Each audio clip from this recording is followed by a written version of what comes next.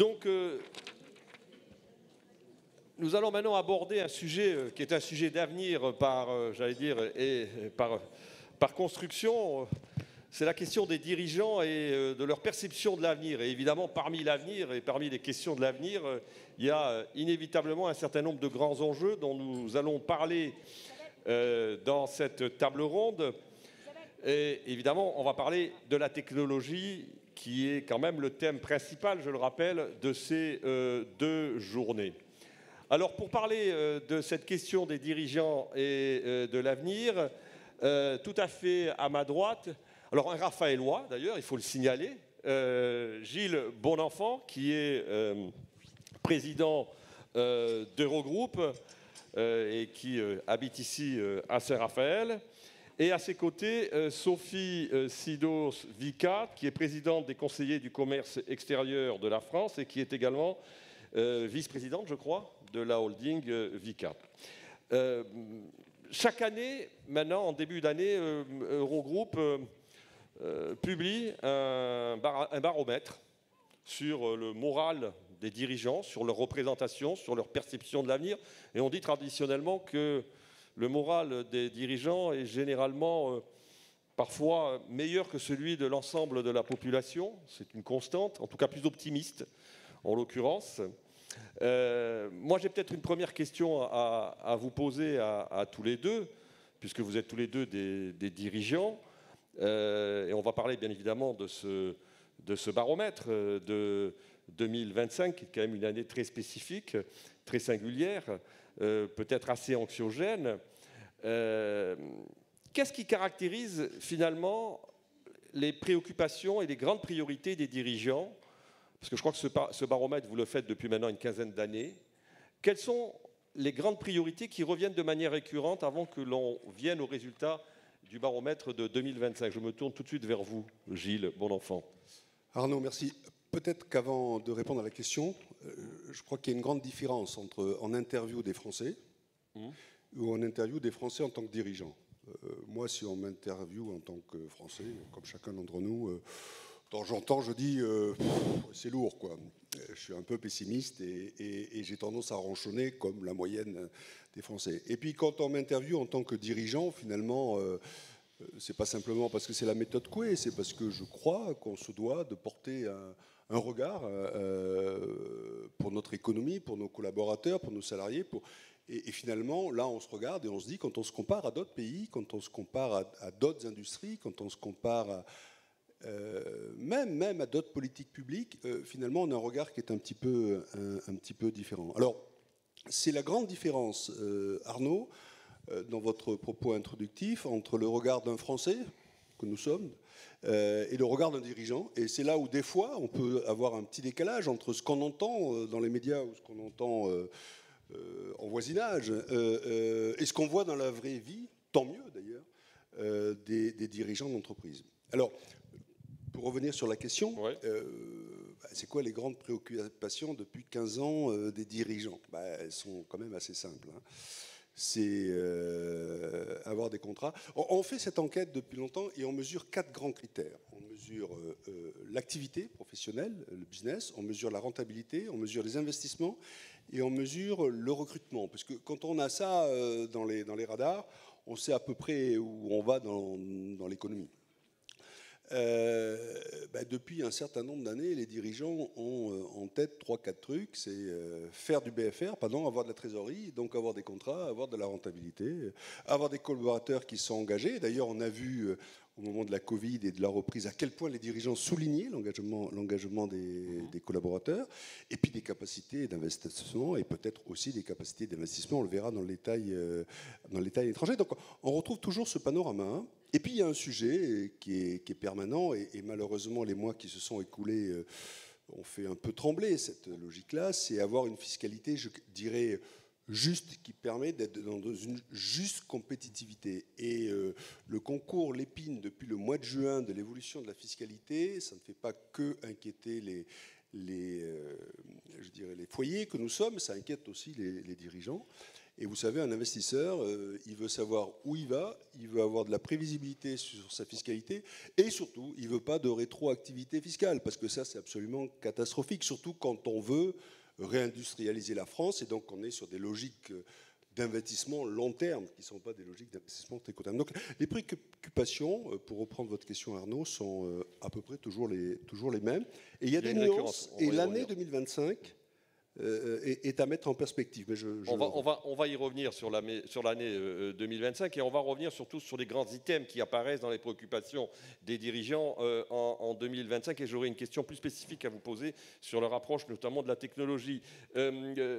Sophie, ce qu'on note dans le baromètre, c'est que 51% des dirigeants qui sont interrogés dans ce baromètre se disent neutres, confiants ou optimistes. Et il y a une notion qui apparaît. 2025 est ainsi marqué par la notion de volontarisme prudent des dirigeants. Alors, j'aimerais bien que vous m'expliquiez cette notion de volontarisme prudent. Alors, je rappelle que cette étude, elle a été faite au mois de décembre, où on n'avait pas de budget. C'est important de le recontextualiser. Un gouvernement qui venait de sauter, donc pas de gouvernement. Et c'est vrai que quand on demande aux Français est-ce que tout va bien, je comprends, et surtout aux patrons, je comprends qu'ils soient un peu inquiets. Ce qui est particulièrement intéressant dans cette étude, c'est que tu as aussi considéré les patrons français basés à l'international. Donc on a vraiment un regard très large, et ça c'est intéressant. Alors oui, on est, et même si aujourd'hui on a un budget, et même si aujourd'hui on a un gouvernement, je pense qu'on peut quand même le dire, on est quand même inquiet. Parce que dans l'entreprise, on a besoin d'avoir un constat à moyen, voire à long terme. Si tous les ans, on nous change nos réglementations et notre fiscalité, on ne va pas y arriver, on n'arrive pas à se projeter. Et aujourd'hui, le premier sujet dont on parle et reparle, et je pense que dans l'auditoire, vous serez d'accord avec nous, c'est le sujet des retraites. Alors quand en France, on parle toujours des retraites, alors qu'on se voit que quand on est en Chine, on parle plutôt de décarbonation et d'avancée, et puis quand on est chez Trump, on parle aujourd'hui que des taxes. Nous, on se dit, mais on parle toujours de ce qui est derrière. Avançons, continuons. Est-ce qu'il faut aller taxer maintenant les retraités? Non, mais arrêtons de taxer. Et c'est ça le vrai sujet. Alors, parmi je peux juste... Oui. Volontarisme prudent, alors ça, c'était léché comme mot, on y a travaillé un tout petit peu, mais oui. Juste l'historique. Chaque année, on a un petit concours, nous, pour savoir le mot. En 2022, on avait dit tentation de l'optimisme. Et il s'avère qu'on a sorti l'étude quelques semaines avant le déclenchement de la guerre en Ukraine et tout ce qui s'est emballé. 2023, on disait l'expectative. 2024, on disait l'incertitude. Et ce qui est intéressant, c'est que finalement, un volontarisme prudent, on a 1000 chefs d'entreprise français basés en France ou à l'étranger. Le réseau des conseillers du commerce extérieur, des chambres de commerce, tout le monde s'est mobilisé là-dessus. C'est le plus gros panel de dirigeants qui fait un sondage. Il y en a quand même 51% qui disent « je suis neutre, confiant ou optimiste ». 41% qui disent « je suis incertain » et simplement 8% qui disent « je suis pessimiste ». Ça veut dire que si on fait bien les choses, les 41%, on peut peut-être un peu les faire basculer. Et c'est ça qui est important. Et donc, donner de la visibilité, ne pas faire de rétroactivité.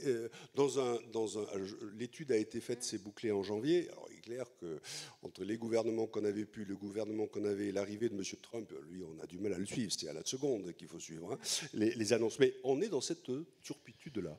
Et moi, je trouve que cet indicateur où on a 51% et quand même 41%, si nos dirigeants se soucient de ça vraiment, ça peut faire une année qui passera d'un volontarisme prudent à peut-être un réalisme économique. Oui, Gilles, je suis d'accord. Si nos patrons sont optimistes et sont volontaires, on y arrivera.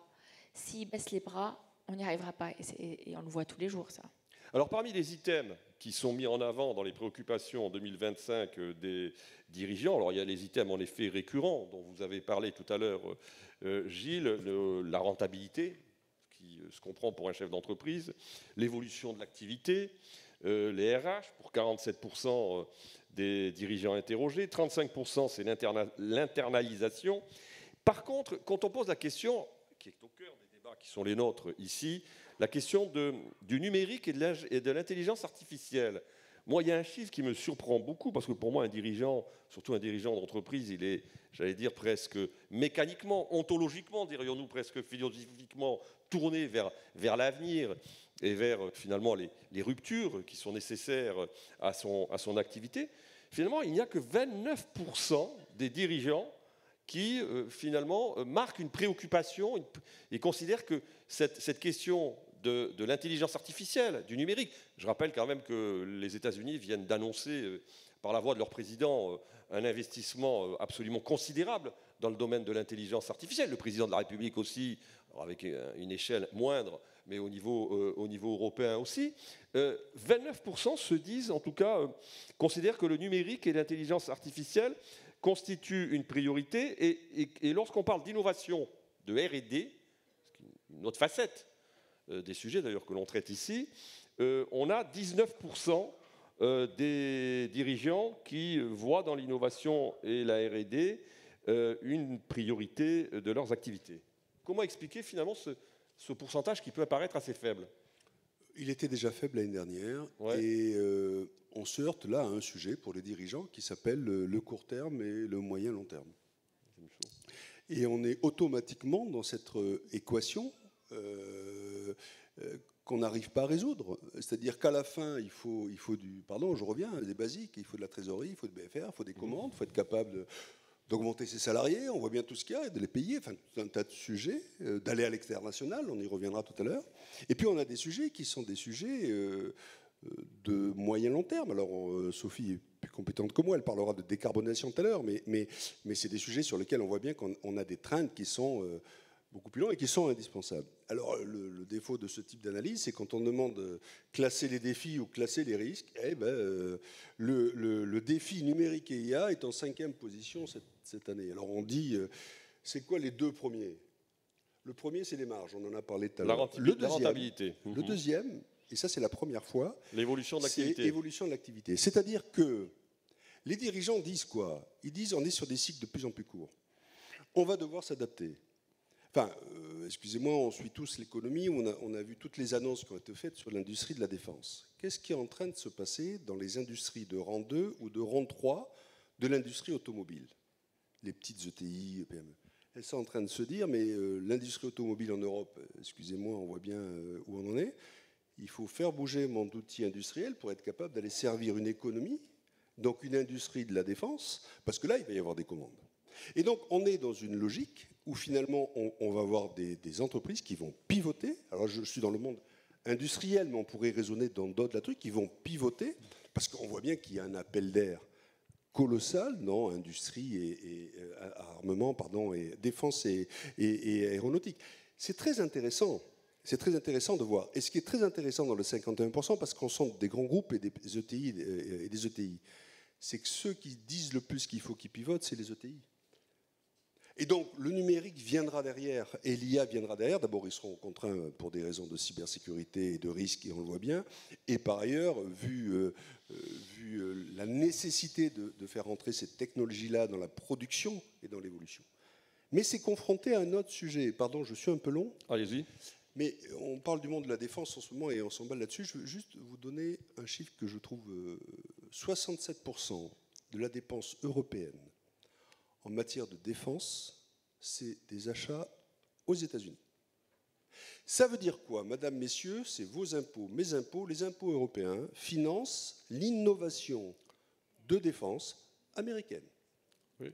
Et tant qu'on ne fera pas ce chemin un peu différent, alors moi j'ai entendu une annonce qui j'espère va se confirmer de le gouvernement portugais hier, qui dit on s'interroge d'abandonner le F-35 pour basculer sur le Rafale. Ben, tant mieux, ça fait longtemps qu'on le souhaite.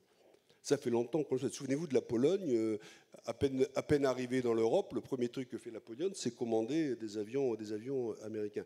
Mais c'est un... Je veux dire, on avait, Sophie et moi ce matin, un économiste qui s'appelle Ludovic Subran, qui intervenait dans un autre cercle où on était, et Ludovic disait, le nerf de la guerre, c'est l'argent. Hein, quand même, faut raconter ce qu'on veut, le nerf de la guerre, c'est l'argent. Une fois qu'on a mis les fantassins. Et si on ne fait pas ce mouvement-là? La bonne nouvelle, c'est que 51% des entreprises, et en particulier des ETI, ont compris qu'il fallait pivoter, et qu'il fallait pivoter sur des cycles courts. Et ça, moi, je pense que c'est une très bonne nouvelle pour notre industrie. Et c'est une très bonne nouvelle pour notre économie. Sophie? Oui, moi je dirais un peu comme toi, Gilles, l'intelligence artificielle et le numérique, ça coûte cher aux entreprises. Donc pour pouvoir se le permettre, il faut faire des bénéfices. Et puis il faut être sûr que ça marche.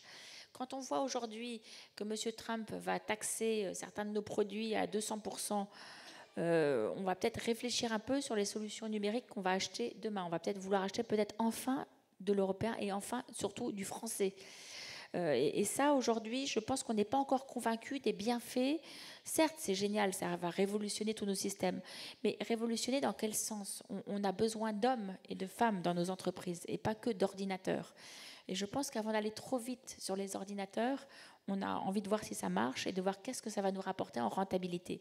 Donc moi, c'est pour ça que j'expliquerai de cette façon-là ce chiffre de 19%. Mais est-ce que si on faisait, d'après vous, une étude, et ça a dû être fait, je ne l'ai pas regardé, mais c'est certainement documenté, une étude de ce type aux États-Unis, est-ce que vous pensez qu'on aurait les mêmes, les mêmes résultats?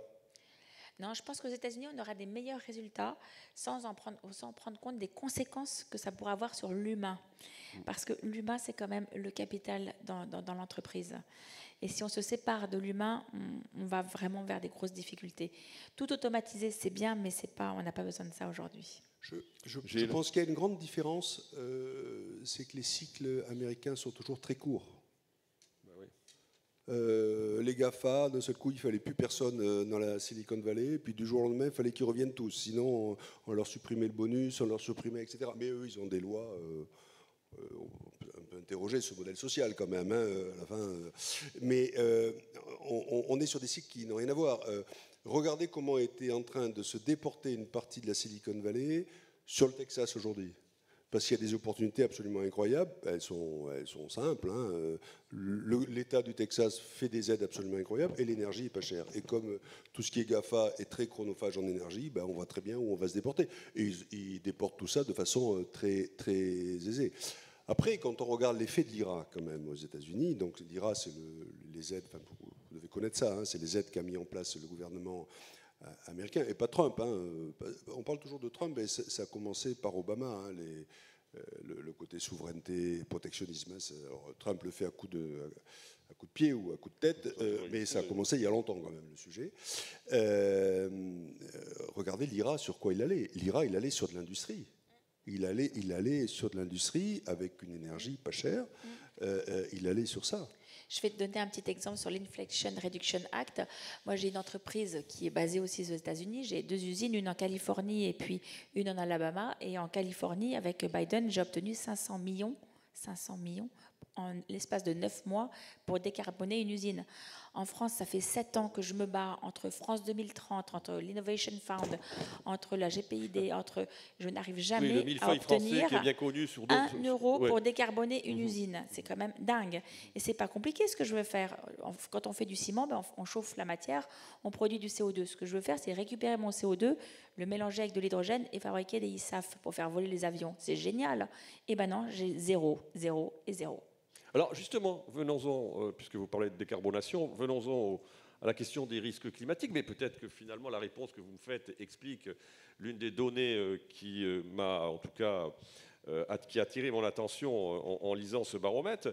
Pour la première année, vous avez évalué le risque climatique et seuls 13% des dirigeants considèrent que les risques climatiques font partie des risques majeurs, ce qui les relègue en avant-dernière position. Alors comment expliquez-vous aussi cette Alors on teste chaque année, il y a des questions qui sont toujours les mêmes, puis on teste un certain nombre de sujets. Il s'avère que quand on prépare le baromètre, c'est en gros à l'automne, et il ne vous a pas échappé que pas très loin en Méditerranée, il y a eu ces immenses inondations et cette catastrophe à Valence, et qu'au-delà du bilan humain qui est catastrophique, il y a eu un bilan économique qui est aussi terrible, puisqu'il y a eu toute une économie et les effets sont... Et donc il y a eu dans le monde un certain nombre d'impact climatique très significatif. Au-delà, encore une fois, des catastrophes humanitaires, il y a aussi des catastrophes industrielles, économiques qui suivent derrière.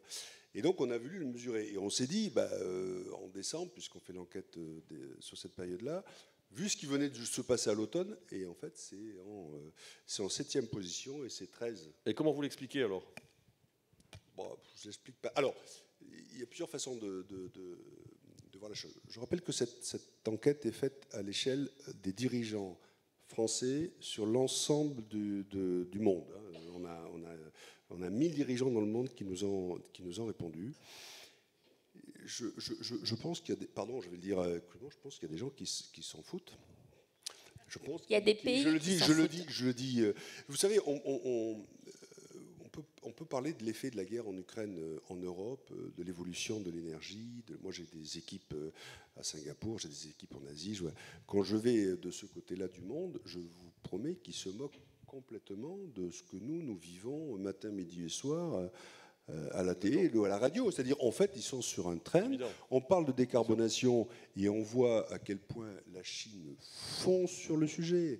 Et il y a beau avoir Taiwan plus one, on voit à quel point l'Asie du Sud-Est va vite, comme les Vietnamiens vont vite sur ces sujets-là. En fait, ils ont un stream, ils ont un moteur et ils foncent. Et donc, je ne sais pas si... c'est pas une bonne explication que je donne, pardon, mais voilà, finalement, il y a tellement d'autres préoccupations qu'on regarde ça différemment. Mais est-ce que ça ne vous pose pas un problème, par exemple, notamment en matière de recrutement, des recrutements des hauts potentiels, ceux qui en tout cas sortent des grandes écoles? On voit bien qu'aujourd'hui, en tout cas en France et en Europe, vous avez malgré tout dans les milieux de l'enseignement supérieur et des étudiants qui sortent de l'enseignement supérieur des grandes écoles, une prise en considération de ces enjeux. Est-ce que finalement là, il n'y a pas quelque chose qui peut être finalement handicapant pour l'avenir et pour notamment les ressources humaines? Ouais. Non, c'est vrai qu'il y a une très grosse rupture entre ce qu'on apprend aujourd'hui dans les grandes écoles et ce qui se passe réellement dans les entreprises. Moi, je vois dans le ciment, on a fait faire une étude auprès de tous nos clients sur les produits décarbonés. Combien de nos clients sont intéressés par les produits décarbonés, à votre avis? 100%? Non, 6%. 6%. Combien achètent des produits décarbonés aujourd'hui dans nos métiers du ciment? 2%. Combien de jeunes imaginent qu'on fait que du décarboné? 100%. Donc là, il y a vraiment une rupture. Mais ça ne nous empêche pas de recruter. On a plein de CV. Ils sont ravis de venir chez nous. Mais cette étude, ça m'a fait plaisir. Je me fais l'avocat du diable, vous l'avez compris. Oui, une entreprise familiale. C'est peut-être pour ça que ça marche bien. Ça m'a fait plaisir parce que les 18%, c'est vraiment ce qui se passe réellement aujourd'hui. Il y a dans plein de pays, les gens s'en foutent complètement. Et on voit ce qui se passe aux États-Unis aujourd'hui. Ces produits et ces projets de décarbonation, c'est terminé. Moi, du reste, mon projet, je suis en train de le changer. Je ne vais plus l'appeler décarbonation. Je vais dire que c'est un projet pro-américain qui va embaucher beaucoup de monde et qui va faire avancer la technologie américaine. Parce que si je dis que c'est un produit décarboné et qu'il y a une femme dedans, là, je suis morte. Donc, terminé. Et oui, et puis les 500 millions, il vaut mieux les récupérer. Mais je vais répondre à votre question, mais dans les trucs qu'on a demandé, vous savez, ça fait un moment que le gouvernement français, on dit on a l'énergie la plus décarbonée. Et c'est vrai, c'est une chance. L'énergie nucléaire. On a posé une question sur l'attractivité et la compétitivité. Et dans nos questions, on a demandé quels sont les facteurs d'attractivité et de compétitivité. Alors, le premier sujet, c'est le contexte économique. En gros, est-ce qu'il y a du business? Deuxième sujet, c'est sécurité juridique et administrative. 80%, 44%. Je ne vais pas vous poser la question. Selon vous, combien ont répondu en pourcentage énergie décarbonée? 2%. Donc, il faut l'écouter. Alors, sur la question de l'attractivité des jeunes de recrutement, c'est un vrai sujet. C'est-à-dire que de temps en temps, moi, j'interviens dans des écoles et je suis intervenu il y a un an et demi à Singapour, à l'ESSEC. Et ce jour-là, il s'avère qu'il y avait 2 articles dans la presse, un sur BNP qui finance l'armement et un sur Total qui... Donc, pointe dans un amphi, il y avait 50 étudiants, et alors j'en ai pris... et je leur ai dit, donc si je comprends bien, vous n'allez plus travailler dans les banques, vous n'allez plus travailler dans les énergéticiens, vous allez plus... Puis je leur dis, et vin spiritueux, vous travaillez ou pas? Parce que finalement, on peut se poser des questions sur Pernod Ricard, on peut se poser tout ça. Et donc, regardons ça d'une certaine façon. Je crois que nos industries, je pense que nos dirigeants français sont sur ce sujet-là quand même plutôt exemplaires. Je voyage beaucoup et je vois beaucoup d'entreprises à l'étranger. Franchement, on est exemplaires. Et les dirigeants français prennent ce sujet-là avec courage, avec sincérité. Mais ils sont aussi malmenés par de l'incertain, ils sont aussi malmenés par du lendemain et ils sont obligés d'adapter un peu des trajectoires. L'année dernière, j'avais un étudiant, j'étais là aussi, et qui m'avait dit, mais est-ce que c'est compatible, mais c'est parce qu'on va innover qu'on va rattraper ces sujets-là sur l'énergie. C'est heureusement qu'il faut le faire. Donc je pense qu'on est en train de réaliser ça, et c'est intéressant ce que tu disais sur les indices clients, mais dans les indices étudiants, ils sont en train de regarder. Regardez ce qui se passe sur le nucléaire. Moi, je suis ingénieur de formation. Il y a 35 ans, quand je sortais de mon école, tout le monde voulait dans le nucléaire. Depuis une quinzaine d'années, plus personne ne veut bosser dans le nucléaire, ce qui est quand même un drame, parce qu'on on maîtrise la technologie. Bah, je pense qu'il y a un nouvel élan sur ces technologies-là, et tant mieux. Dans ton étude, il y avait un chiffre aussi qui m'a beaucoup intéressé. Tu dis que 82% des patrons estiment que la France manque de souveraineté et de compétitivité. Et c'est vrai, moi je le vois tous les jours, on est en train de reconstruire une de nos usines au Sénégal en ayant pris une entreprise française. Et en fait, on est, je pense, le dernier des Mohicans à reprendre des Français pour nous aider à construire. Mais si on ne prend pas ce Français-là, il n'y aura plus qu'une technologie chinoise. Parce que finalement, aujourd'hui, il n'y a que les Chinois qui construisent des usines de ciment dans le monde. Et là, il faut faire très, très attention aujourd'hui, quand on utilise ces technologies, de bien prendre des Français. Alors, on est obligé aujourd'hui, on est obligé de prendre des Européens. Mais faites attention, mettez un critère de plus dans vos demandes et puis demandez à ce que ce critère-là, l'entreprise soit décarbonée, qu'elle ne soit pas trop loin. Comme ça, on est obligé de prendre un Français. Alors, on voit bien que la question des risques, elle est perçue de manière très hétérogène et très différenciée par les dirigeants. Alors, en plus, vraisemblablement, il faudrait aller de manière un peu plus précise en fonction des types d'activités que dirigent ces dirigeants. Quand on parle de dirigeants, c'est une notion qui est forcément homogénéisante, globalisante et qui laisse de côté toute la singularité des activités économiques dans chacune de leurs branches.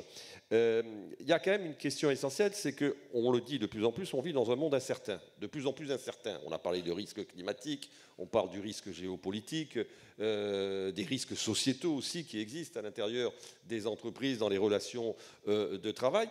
Comment aujourd'hui les dirigeants, dans le monde dans lequel nous vivons, prennent en compte dans la prise de décision cette notion d'incertitude?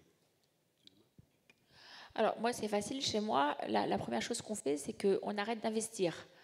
On n'investit plus à l'étranger parce qu'on se dit, oh là là, avec ces réglementations style CSRD, CS3D, loi de vigilance, on doit référencer les fournisseurs des fournisseurs et les fournisseurs des fournisseurs des fournisseurs.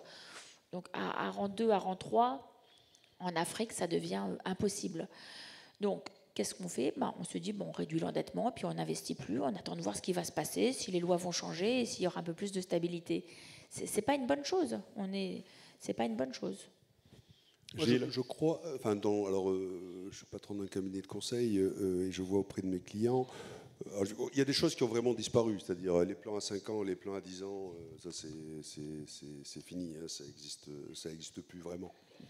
Même si on doit faire des usines et que ça prend du temps, on voit bien qu'il y a des voilà. Et on est finalement de plus en plus sur des budgets qui sont en cycle tournant et en cycle glissant.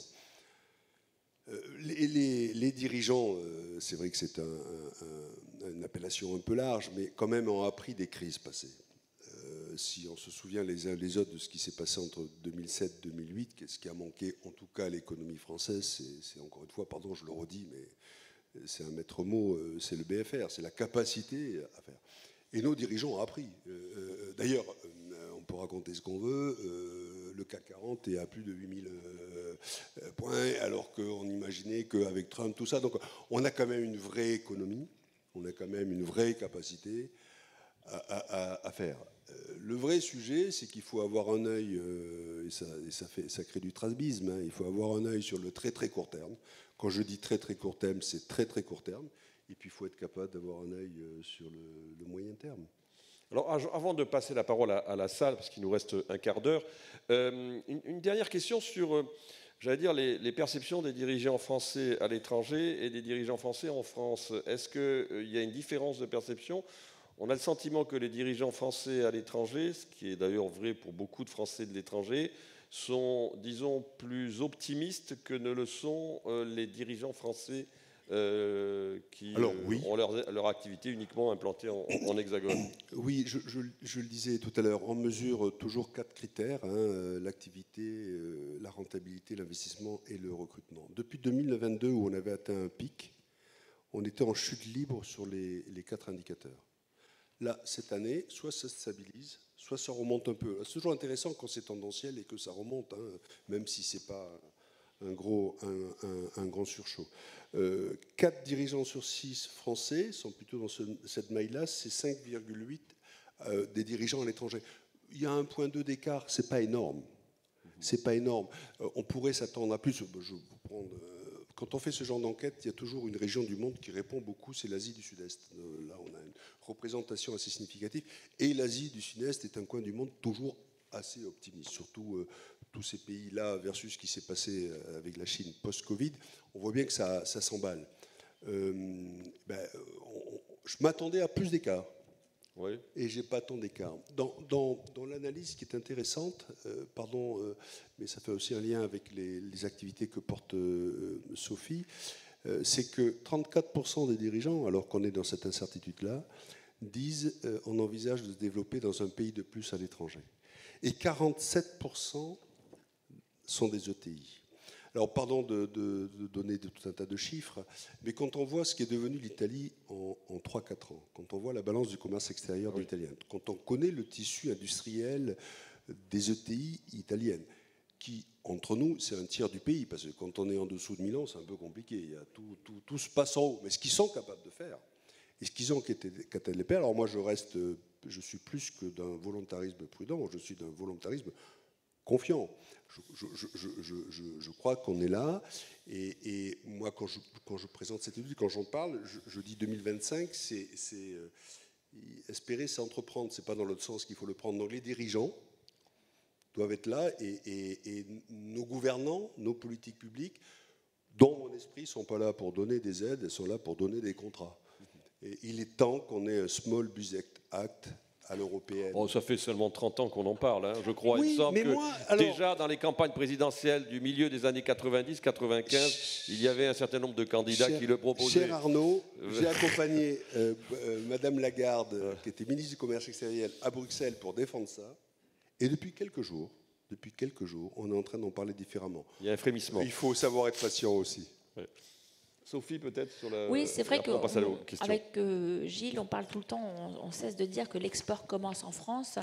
Et c'est vrai ce que tu disais avec les Italiens. En Italie, dès qu'on crée une société, tout de suite, on regarde l'international en priorité, avant de se consolider. En France, c'est l'inverse. On commence d'abord à créer son entreprise, à avoir une rentabilité, à bien se développer. Une fois que tout va bien, on regarde si on peut aller à l'international et puis on choisit un pays très timidement. Et là, il faut vraiment que ça change. Alors aujourd'hui, on vient tout le temps me voir, on me dit, alors Sophie, il faut aller où ? Et c'est vrai que c'est un peu compliqué. En Afrique, ils nous mettent dehors. En Ukraine, dans les pays de l'Est, la guerre est à 2 doigts d'arriver de partout. Aux États-Unis, pas évident en ce moment. Donc il faut aller où ? Et néanmoins, on se rend quand même compte que si on ne va pas quelque part, d'autres y vont à notre place. Quand on part d'un pays, qu'est-ce qui arrive ? C'est un Chinois qui arrive à notre place et c'est rentable. Donc il faut quand même, malgré tout, malgré les difficultés, aller à l'international, parce que si on n'essaye pas l'international, on rate quelque chose. Et ça prend du temps, mais c'est rentable. Il faut y rester, il faut s'accrocher, mais il faut y aller. Alors, on va peut-être passer aux questions. Il nous reste 11 minutes. Ouh là là, il y a des bras qui se lèvent. Alors, Dominique Leglu, monsieur, et puis Stéphane Rosès ensuite. Voilà. 2 questions très rapides. Est-ce qu'il faut aller en Inde ? Et la deuxième, j'ai été surprise que, alors vous l'appelez recrutement, moi j'entends toujours, il nous manque 10 000 ou 20 000 ingénieurs par an. Où sont-ils ? Où va-t-on les recruter ? Et est-ce que c'est vrai ? Bonne question. Allez. Gilles et Sophie. Allez, l'Inde, oui, il faut y aller tous les jours, tout de suite, en courant. C'est un pays extraordinaire, magique et merveilleux. Maintenant, c'est compliqué. Très compliqué. Très compliqué. Et il y a plusieurs Indes, pardon. Il y a plusieurs Indes. Hein. Et il y a beaucoup d'Indes, il y a beaucoup de castes. Il faut rentrer dans la bonne caste. Si vous n'avez pas le commercial de la bonne caste, vous n'aurez jamais aucun marché. Moi, j'ai mis 10 ans avant de trouver le bon partenaire en Inde. Les bons partenaires, parce que j'ai 2 usines. Sur une des usines, j'avais un mauvais partenaire, c'était la Cata. Du coup, j'ai racheté mes participations et je suis à 100% sur cette usine. Sur l'autre usine, je vais le faire quand même très rapidement, j'ai un partenaire qui est génial, mais qui s'est mis à faire de la politique. L'enfer. Donc il est allé en prison. Ah. On m'a retenu une grosse partie de mon investissement. Arriver, hein. L'enfer. Et puis là, qu'est-ce que j'ai fait? Peut-être une bêtise. J'ai mis sa femme comme présidente du conseil d'administration. 2 de ses enfants que j'ai hébergés chez moi en France parce qu'il était en prison. On a essayé de le tuer 3 fois, enfin l'horreur. Finalement, il est sorti de prison et il a été élu chef ministère de l'Andhra Pradesh. Oh, bonheur, bingo. Donc c'est ça l'Inde. Donc il faut aller en Inde, mais, voilà. Mais c'est compliqué. Hein. C'est compliqué et puis il ne faut pas y aller n'importe comment. Ça veut dire que prenez vraiment attache avec un conseiller du commerce extérieur de la France. C'est gratuit, c'est un patron qui est basé en Inde. Il y a des petites choses à faire quand on va en Inde. 1, on prend un avocat, on n'y va pas sans l'avocat. 2, on demande des conseils. C'est pas parce qu'il vous invite dans une très très belle maison que tout va bien. Non, ça peut être une façade, il n'y a rien derrière. Il y a plein de petites choses à faire comme ça. Être majoritaire dans le capital, enfin, n'hésitez pas, revenez vers les conseillers du commerce extérieur. On a un président du comité Inde qui est extraordinaire. Parce qu'il y a d'autres questions. Il nous reste 10 minutes. Les ingénieurs, Gilles, la question sur les ingénieurs. Il en manque pas 10 000, 15 000, il en manque 40 000. Ouais. Il en manque 40 000. Et alors que faire, que faire déjà, il faut donner envie de le faire, ce métier. Ouais. Je pense que c'est une bonne chose. Il faut encore plus le féminiser, ça bouge, mais je pense que ce n'est pas encore ça. Et puis voilà. Et puis il faut donner aussi envie à ceux qui sont ingénieurs en France de rester en France, parce que c'est un autre débat aussi qui est intéressant. Oui, alors, en ce moment, on a la fuite des cerveaux, c'est un... Monsieur, mais M. Trump, il est en train de virer des Français qui sont des sommités de chercheurs, donc peut-être que voilà. Mais il faudra les payer aussi. Monsieur.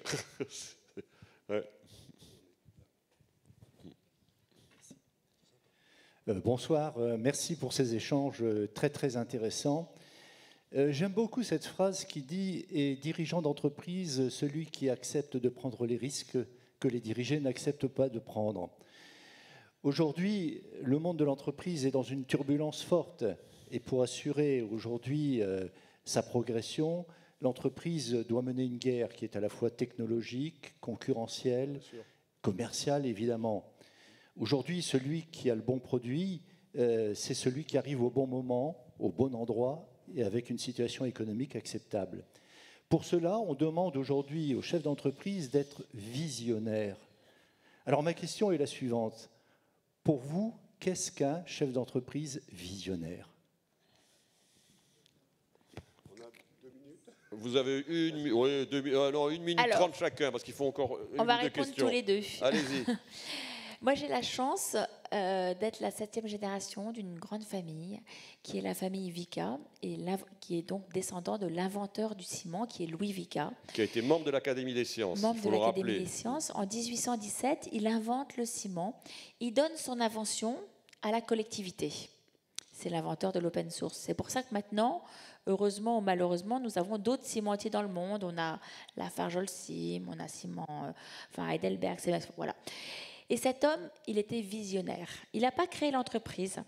Il n'a fait que inventer, développer son invention. C'est son fils qui a créé l'entreprise, en 1853. Et c'est toujours dans l'ADN de mon groupe d'inventer, de créer. Et il y a 2 ans, on a inventé dans mon groupe un ciment carbone négatif. C'est ça être visionnaire. C'est continuer à inventer, à créer et à donner pour la prospérité.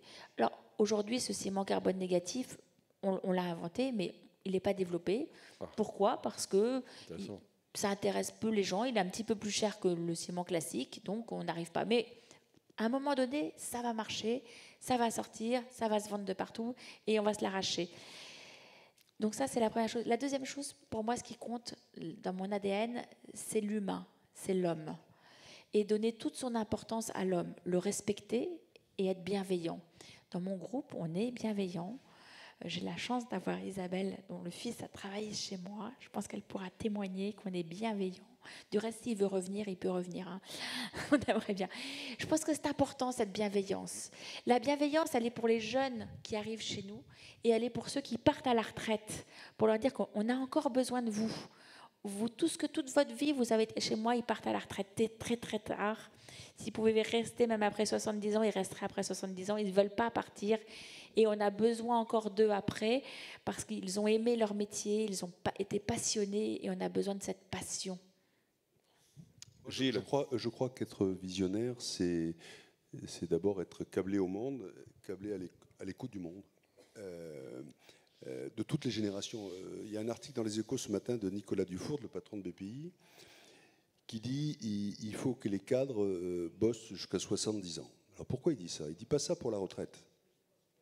Il dit ça parce que faire partir ce savoir si tôt, c'est comme mettre le feu à une bibliothèque. Et je vous cite une citation, je l'ai lu dans l'avion, hein, j'ai lu Les Échos dans l'avion, je n'avais pas le temps de ce matin, j'aime beaucoup Nicolas Dufourcq, et j'ai trouvé cette phrase fantastique. Et donc, être visionnaire, alors on peut inventer des produits, il y a des génies, il y a des talents, tout le monde ne l'est pas. Mais visionnaire, si c'est pas se câbler avec toutes les générations, si c'est pas se câbler avec tout le monde, si c'est pas se câbler avec toute la géopolitique. Je reviens sur l'étude. Un chiffre qui me choque depuis 5 ans, c'est que les risques géopolitiques n'apparaissaient jamais dans les risques. Cette année, pour la première fois, c'est le premier risque qui sort. Je dis mince quand même, tous les capteurs étaient là. Alors, je n'avais pas prévu la guerre en Ukraine, je n'avais pas prévu tout ce qui se passe, mais tous les capteurs sont là entre la mondialisation telle qu'on l'a vécue et ce qui est en train de se passer. Et donc, je pense qu'être visionnaire, pour un dirigeant, c'est être capable d'avoir cette écoute large. Ah, et puis vous l'avez dit, c'est de décider, c'est d'agir, et puis c'est de se tromper. Question, Stéphane Rosès.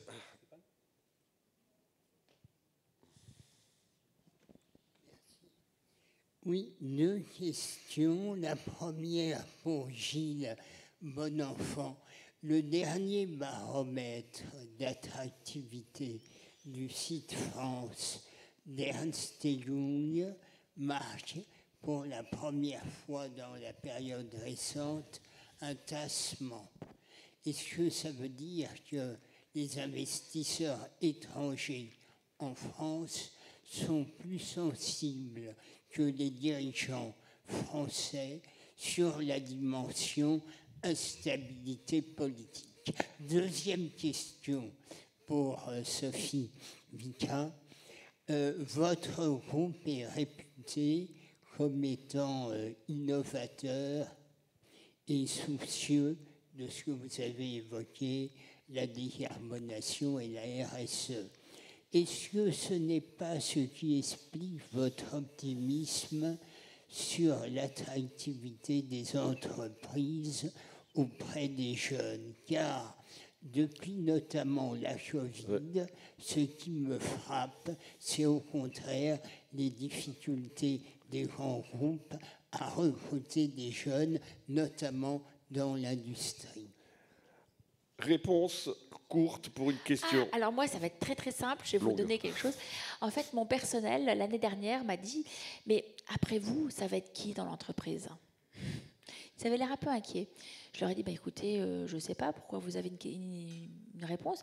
Il m'a dit, pourquoi votre fille, là, Éléonore, pourquoi vous ne la faites pas rentrer? Elle est administrateur depuis 6-7 ans.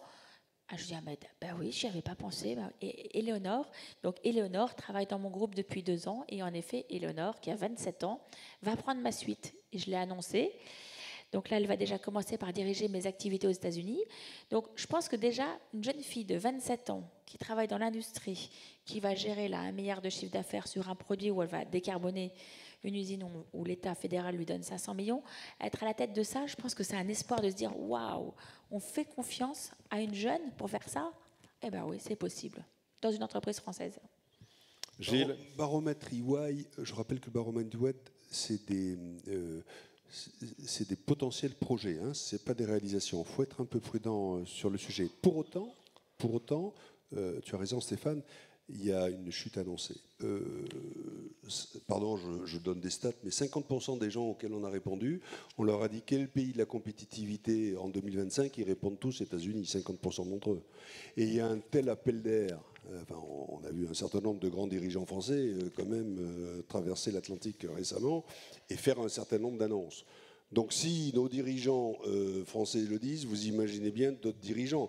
Et il est clair que le président Macron en 2017, avec Choose France, a créé quand même un appel d'air fantastique, il faut le reconnaître, avec des mesures de soutien, d'accompagnement, d'attractivité, qui ont eu des vrais impacts. qui ont eu des vrais impacts. Il y a eu la compétition anglaise, hein, ils ont essayé de faire le même, ça n'a pas marché. Mais là, on voit bien qu'il y a un appel d'air avec la force qu'on voit et qu'on découvre du président Trump. Donc, ça a un effet sur les dirigeants français en France et ça aura un effet sur les dirigeants étrangers, bien évidemment. Après, on a quand même des vrais assets, même si j'ai dit que 2% industrie décarbonée, à la fin, ça payera. Et c'est là qu'il va falloir être capable de gérer du très court terme. Peut-être qu'on va avoir un petit creux de vague et fabriquer à moyen terme. Mais de grâce, sur le moyen terme, ne foutons pas en l'air les mesures sur les impôts de production et sur tous ces sujets-là. Pardon, j'ai été plus long. Merci, Ouais, merci. parfait, vous avez été impeccable. Le temps qui vous était imparti vient de se dérouler. Merci à vous, on les applaudit. Et merci à vous deux, Sophie et Gilles. Et on se retrouve à 18h59 pour la clôture de cette première journée avec Frédéric Masquelier qui ouvrira le dernier thème de notre conférence aujourd'hui, l'éducation et la science à l'heure de l'intelligence artificielle avec Catherine Bréchignac et Anne Coffinier. À tout de suite.